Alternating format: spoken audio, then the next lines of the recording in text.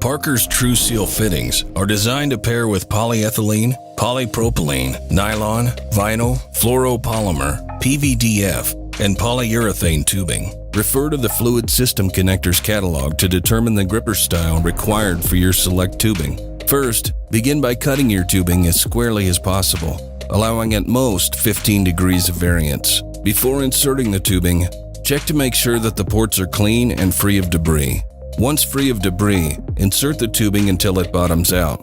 Once inserted, pull on the tubing to verify it is at full depth. To disassemble, simply press the release button, hold against the body, and pull the tubing out of the fitting. An additional step may be taken to ensure proper assembly. Prior to assembling the tubing, mark from the end of the tube the proper length of insertion, which can be found in the Parker Fluid System Connectors catalog. A proper assembly will show this marking flush with the collet after the tubing has been inserted.